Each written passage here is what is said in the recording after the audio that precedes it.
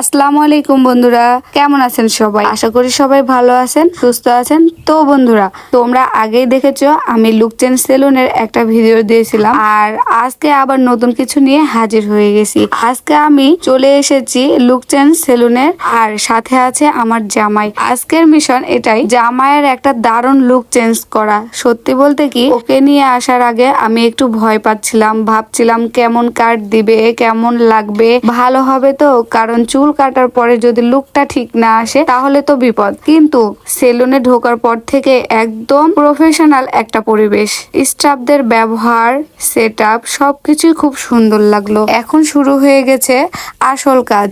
চুল কাটার আগে যে লুকটা ছিল আর কাটার পরে কেমন হয়, এই ট্রান্সফরমেশনটাই কিন্তু আজকের আসল মজা। তোমরা ভালো করে দেখো ধীরে ধীরে কিভাবে পুরো লুকটা চেঞ্জ করা হচ্ছে, একটু একটু করে একদম নতুন একটা ফ্রেশ স্টাইল চলে আসছে।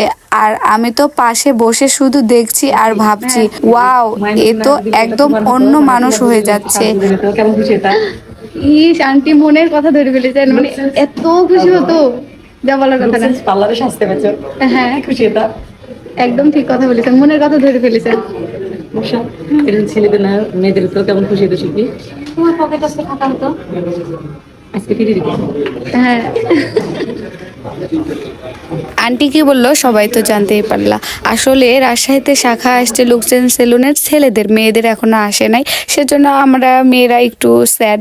তো যাই হোক, এখানে আমার মেয়ে লাইট টিপে জ্বালাচ্ছে, তো এখানে চাপ দিলে অনেক কালার চলে আসছে। আর এদিকে আমার হাজবেন্ডের তো মানে চুল কাটানোই হচ্ছে না, অনেক সুন্দর করে অনেক দেরিতে কাটছে। আসলে সুন্দর জিনিস না হলে তো আর ভালো লাগবে না, সেজন্য। আর এখানে আমরা সবাই মিলে একটু টিকটক ভিডিও বানিয়ে নিচ্ছি। এখানে তামান্না আপু আর বর্ষা, তারা তো অনেক ডান্স পারে, ওরা অনেক সুন্দর ডান্স করে টিকটক ভিডিও বানায়, অনেক ভালো লাগে। আর এখানে একটু পরপর দেখতেছি যে আমার জামাইয়ের চুল কাটা হচ্ছে কিনা।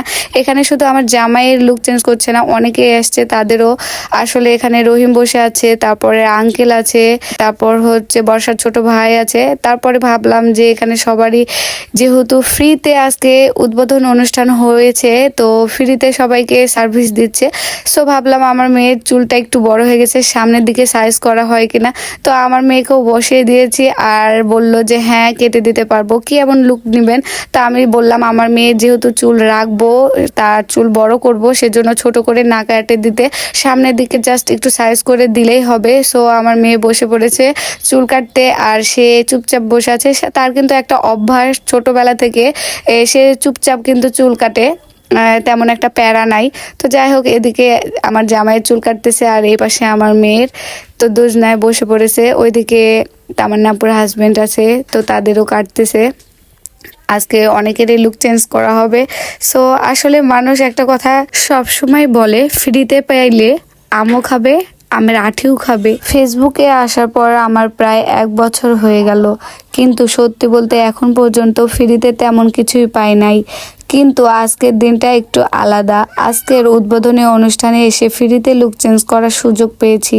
ছোট একটা ব্যাপার হলেও আমার কাছে একটা অনেক বড় একটা আনন্দের, কারণ নিজের চেষ্টা আর ধৈর্যের পর যখন একটু কিছু পাওয়া যায় তখন সেই অনুভূতিটাই আলাদা হয়। তাই আমি আলহামদুলিল্লাহ বলেই সন্তুষ্ট।